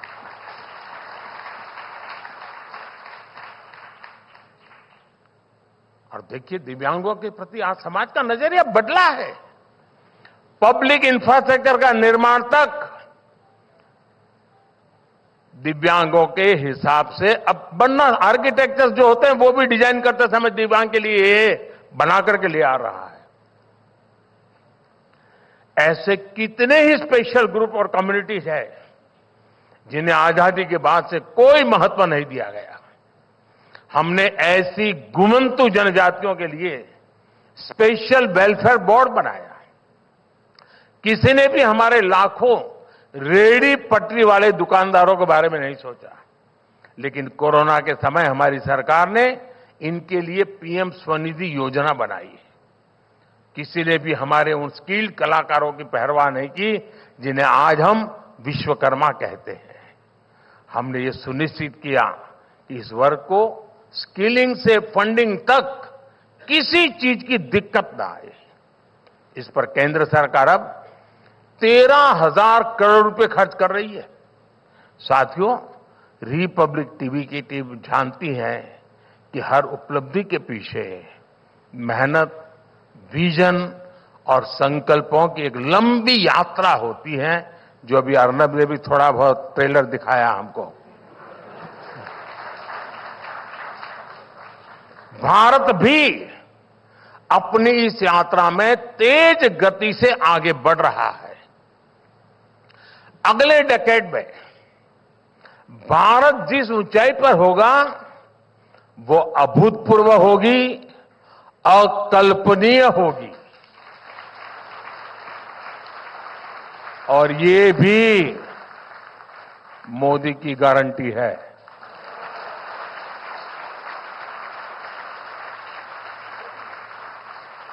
साथियों, मुझे अच्छा लगा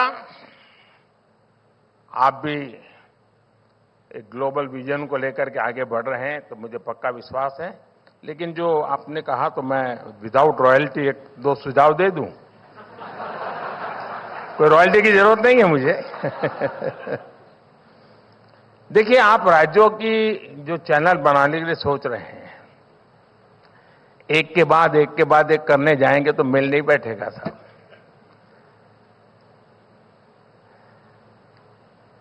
मैं मूलतः मेरा सोचने का तरीका ही अलग है, इसलिए मैं कह रहा हूं, आप एक डेडिकेटेड ऐसी चैनल बनाइए जिसमें आप टाइम फिक्स कीजिए कि 2 घंटे गुजराती, 2 घंटे बंगाली, 2 घंटे मलयालम, एक ही चैनल होगी।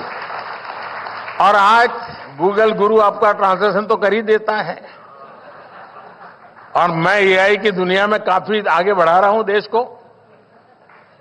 अब मेरे अपने भाषण 8-9 भाषाओं में तो आप आसानी के साथ सुन सकते हैं। अभी मैं भाषण कर रहा हूं, सभी भाषाओं में बहुत ही विदाउट नो टाइम मिल जाएंगे। तमिल लोगों को मिलेगा, पंजाबियों को मिलेगा। आप भी, उससे क्या होगा, आपकी एक कोर टीम तैयार हो जाएगी। और जो कोर टीम ज्यादा तैयार होती है, जो इकोनॉमिकली वायबल बनता है, फिर आपको 15 दिन के बाद उसको डेडिकेट कर दीजिए। आप एक दिन में 6 राज्यों की चैनल क्यों नहीं चलाते? टाइम फिक्स कर दीजिए। और टेक्नोलॉजिकली ये सब बहुत मुश्किल काम नहीं है। दूसरा, जो आप ग्लोबल चैनल बनाना चाहते हैं, जरूरी नहीं कि हर कोई आपकी चैनल देखे। शुरू में आप एक न्यूज एजेंसी के रूप में 4 देशों पर काम कर सकते हैं। ये मालदीव वाले लोगों को मदद हो जाएगी।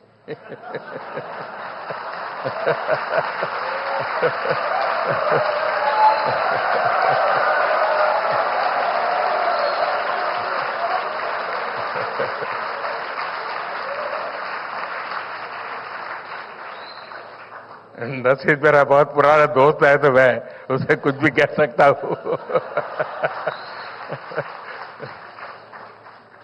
लेकिन अगर आप 4 देशों में कम से कम, क्योंकि उन लोगों को इंडिया के न्यूज में इंटरेस्ट होता है 4 देशों में, उनकी लैंग्वेज एक प्रकार से, फिर बिम्स्टेक में चले जाइए।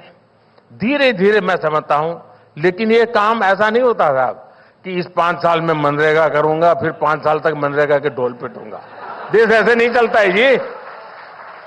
देश तेज गति से चलता है। देश को बहुत बड़े काम करने होते हैं। और मैं मानता हूं आपको तो चुनाव लड़ना नहीं है, फिर चिंता क्यों कर रहे हो? और मुझे लड़ना है तो भी मैं चिंता नहीं करता हूं।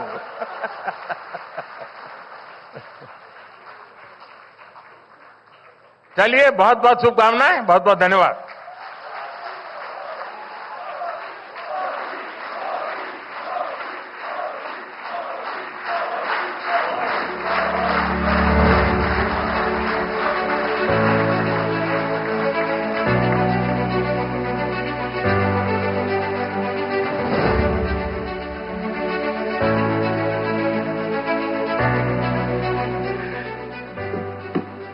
मोदी जी, प्रधानमंत्री जी, Narendra Modi. Well, we've been listening to Prime Minister Narendra Modi speaking at the Republic Summit, and the Prime Minister covered a vast area of topics. Let me just go through briefly in English what he said. Some of the key points. He said that this is the decade of India, the current decade that's currently on, and the world has also been saying so. And the decade is important to realize the mission of a developed India, that is the future decade. He was talking about, in fact, the current and the future decades. He said that the current decade is on, and it's also the most important decade for India, because during this decade we are realizing the aspirations of the people of India that the people had thought was unachievable in the past. And he said that a decade to develop a great infrastructure, that's what's happening now. Modernization of infrastructure that's taking place, and in the future India is going to have the first bullet train, the dedicated freight corridors, high-speed mobility and prosperity. That's what he talked about. He said that this has been the most unstable time for the world since the World War II, and in fact since then India has in fact been an exception, because India has provided stability. He talked about how good economics has made good politics in India, and this has happened because the government of the day has been fulfilling the requirements and the needs of the people. It's been caring for the poor, and he gave a report card. He's called it the 75 days report card, in which he said that over $110 billion worth of projects have either been launched or have been the foundation stone has been laid for these projects, and he listed them all, and they all speak about speed and scale of work that is currently going on in India. He compared the country to the 10 years earlier when before he took office. He said that people had always been asking questions about how and when they would get out of a bad situation. He listed a number of questions that they would ask in those days, but now they are looking ahead and asking how quickly we will reach the next milestone. And he gave a list of projects also that are making a difference to the people of the country at the end of the queue. The poorer people, the people with special needs. And he finally ended by saying that he's giving a guarantee that it's a Modi guarantee, that is the commonly used phrase, a Modi guarantee, that the next decade will be a decade where India will be driving a lot of visionary work in the world. I'm told that we are joined by Mr. Shekhar Iyer, well-known political commentator, for his views on the Prime Minister's speech. So, Mr. Shekhar Iyer, take it away. I mean, what did you think of the Prime Minister's speech? Thank you, Mark. The Prime Minister has been, conveying the confidence that the country sees today about its future, about Prime Minister Modi's leadership and his plans for the country. So this has been a very important decade, a decade of change. And the coming 5 years and followed by another 5 years, that is the next decade, is going to see a number of plans that are being executed, come to fruition, whether it's a bullet train project, mega infrastructure projects. It's about lifting people out of poverty or creating new opportunities for young people, better healthcare, better agricultural methods, more investments in agriculture, agriculture infrastructure, because you're going to have a string of godowns which are going to take care of surplus production. There are so many things. Yes. We have seen the government has taken decision and things are moving ahead. Mark. Indeed, and if we look now in the context of, since he was speaking at a media event, and he talked about this particular channel wanting to start several new channels, he also talked about, the concept of a single channel with many languages, but he also talked about the areas that are close to India, in India's neighborhood, and to think about the languages spoken there and how to communicate India's success story in a sense, but also how India can be, in a sense, connected with these countries. And after all, neighborhood first is the mission, in a sense, is our foreign policy's first priority. Mark, the Prime Minister has been, advocating use of technology in the field of communication, in particular the utilization of digital technology, the latest digital. Already we have seen our media, both the print as well as the digital, as well as television or even the internet. We have seen an infusion of a lot of technology. Technology has changed the scale, the speed in which events are covered around the globe, and they are brought to us in various fora, whether it is on the net, on the social media, or on the handheld mobile phones. So here Prime Minister gave a suggestion that since this particular channel is talking of launching a global channel, Prime Minister said perhaps you could begin with the initially, in your own channel using artificial intelligence as a technological marvel. You can have one channel which is broadcasting at particular given our different languages. News in different languages, and that could be made available to the viewers through the artificial intelligence. They could get the translation in the language they desire to hear. That could be a bigger change. Instead of having a number of channels for different languages, you could have one channel which is scattering, which is actually being telecast in different languages. This is a very unique idea that the Prime Minister proposed. And then he talked about, yes, good, you are thinking global, but also look at the region. And in fact, he said, with I would say with a tongue-in-cheek remark, you could do it for the SAARC countries. That's that right. would include Maldives also, because the Maldivian opposition leader was present in the audience, saying that Maldives could also benefit with a lot of news. And he said the neighborhood is interested in how India is progressing, how India is moving forward. And news about India always interests them, because they look up to India to see how India is taking its economy forward. A growth in Indian economy is also a good news for them. So therefore, there's a lot of interest, and he said that must be catered first. Mark. Indeed. And if we talk about the 75-day, report card Of course, it was.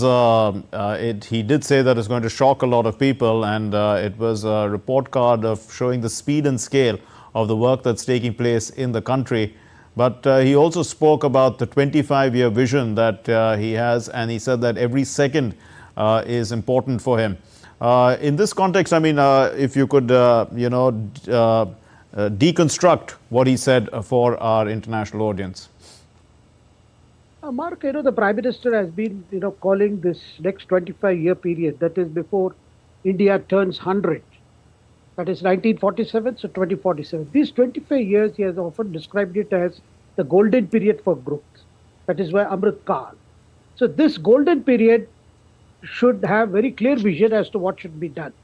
Recently, the Union Council of Ministers held a long meeting on Vision 2047. And if what we have, the India of 2047, if we'll have to conceive that India of 2047, what is that we need to do right from 2024? So the Prime Minister and his team has already worked out a roadmap which will cover every sector, every area where you need investment, you need to build up human capital, human skill, so that, all that we expect to happen in the run-up to India turning 100, they can be met by creating that capacity and capability, whether it is infrastructure, whether it is agriculture, manufacturing, or whether it is even in terms of, human, what we call the human resources. Yes. And it also means in terms of looking at what are the possibilities in terms of, pushing up our food grain output, and pushing up our the value chain involved in agriculture. So these are things, and already the government has announced creating a chain of warehouses, cold storages, because the basic problems of the farmers are still that they must get a good price for their produce. Yes. And so that already you have trains crisscrossing, trains which carry frozen vegetables across the country from the farm to the market. But creation of warehouses and creating a kind of a surplus in agriculture products, so that India will be also a big exporter. That is how you can also improve the income of farmers. So this is one sector, but there are other sectors also where there are several ideas, in terms of, he has always talked about, because agriculture today is not just about farming, it's also about pisciculture, about dairy farming, which India is emerging as a leader. Yes. And with the kind of technology investment that is required, that would need preparation right from 2024. That's why the Prime Minister feels the next 2 months may be about elections. We are going to visit election. But Right. as soon as the election gets over, that is 3 months from hence, the government will get down to the task of, implementing this Vision 2047. Because the Prime Minister believes in looking ahead. Prime Minister believes in, envisaging the requirements and demands of that period, and nothing can be done, because what has happened is Prime Minister has goodbye to the policy of ad hocism, which has always been a hallmark of our way of governance, that you just attend to what is required today. Yes. But eventually, the time catches up. You face new situations where a flyover you conceived into, let's say in 2007, anticipating a growth in traffic of a particular volume. But by the time your flyover is to get ready, the Right. growth in traffic would have been such which your engineers did not conceive or take into account when they created that project in the first place. But Prime Minister has ensured all that is changed. I mean, that approach has been bidden goodbye. Now what you have is, if you are looking at a project today, you're going to see what is the requirement 10 years hence, what is the requirement 20 years hence. That's how you prepare for the future. And that is something the Prime Minister has been asking in every, in the conceivement of any project. Look at what is the future requirement of our country will be.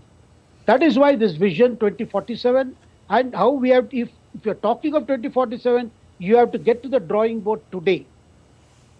Indeed, and also, Mr. Shekhar Iyer, of course, the Prime Minister has just come back from Kashmir, and it is an important visit in that context. But he did speak about stability, about, the vision. And he mentioned it even in this speech about Article 370 and how the place has changed as a result of that. But, put into context the importance of the Prime Minister's visit today, earlier in the day, to Jammu and Kashmir. Mark, this was the first visit of the Prime Minister after the removal of Article 370. So it had its own significance. And the visuals we saw of the Bakshi Stadium, never before in Srinagar you have seen people turning up in such large numbers without fear. In 2014, when the Prime Minister has addressed people in Srinagar, most of the people were afraid to show their identity. They had come covering with mask and all that because of fear of reprisal. With the removal of 370, with the dawn of a new atmosphere in Kashmir, what we are seeing today is people are coming forth to participate in a public function like what we saw today. Yes. And also the fact, the stories that the Prime Minister heard from individual Kashmiris who have benefited from several central schemes, how so many entrepreneurs, whether it's a field of honey, honey collection, beekeeping and honey collection, or whether it is to do with some local handicraft or providing services to the tourism sector, there has been a complete change in the way the youth of Jammu and Kashmir are looking at the challenges ahead. And they appear to be very happy that the central government had thought of several schemes, several startup schemes, giving them financial aid. Anybody who had an idea has found that money is not a problem. All that they need is to invest in their own human capital and they can see the project moving. That's why Prime Minister was very keen to talk to the people and find out what are the difficulties they have encountered, what are the challenges they have encountered.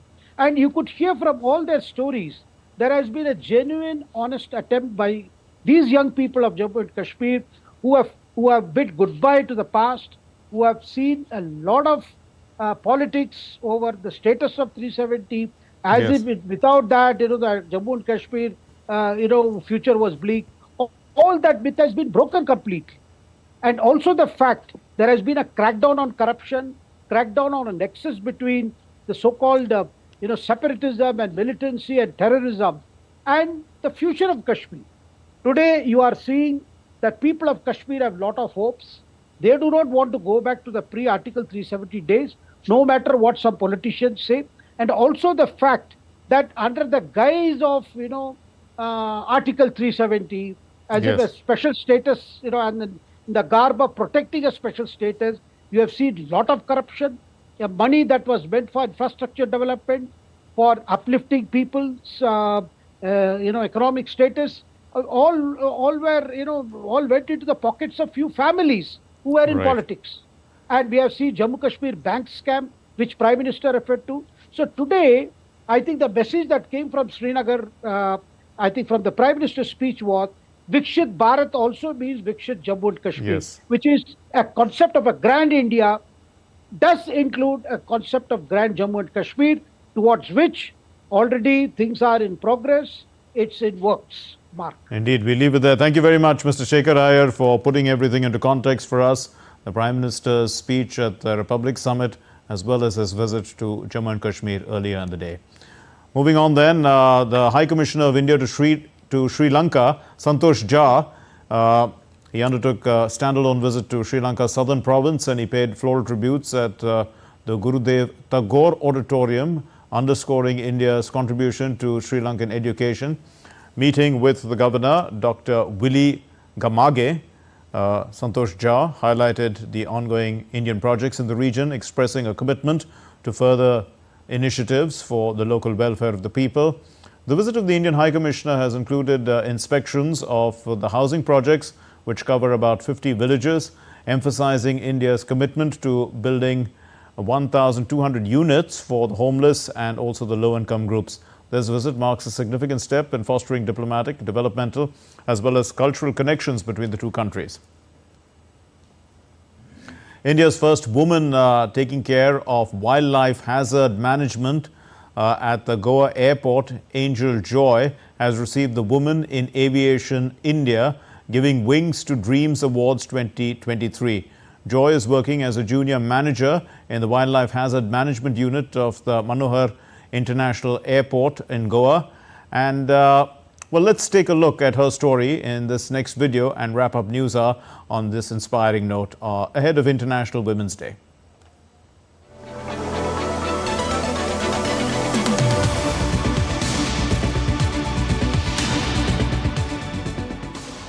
Meet Angel Joy, a trailblazer in the world of wildlife hazard management. She stands as the first Indian woman challenging the skies and inspiring change.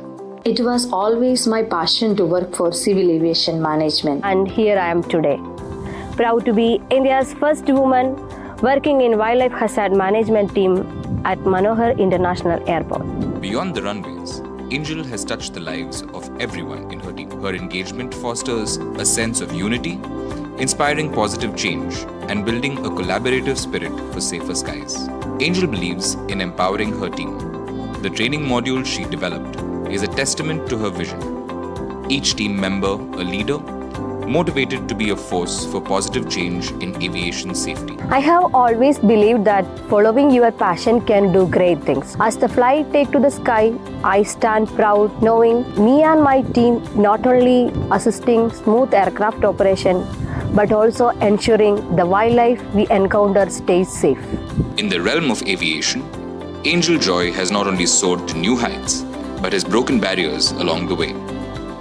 As the first woman in her field, she isn't just navigating the skies, she's blazing a trail for women in wildlife hazard management. Angel has shown the world that women with a dream can find success in any field they adhere to. She has been recognized as a pioneer in civil aviation and has been honored with the prestigious Women in Aviation India Giving Wings to Dreams Awards 2023 by the Government of India, Ministry of Civil Aviation, Road Transport and Highways.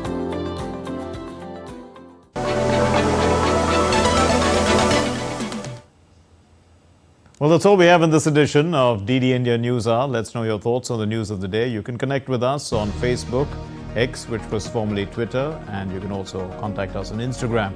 We'll be back with more news as it breaks here on DD India. My name is Mark Lin. From all of us here in Delhi, thanks very much for watching DD India News Hour. Namaskar.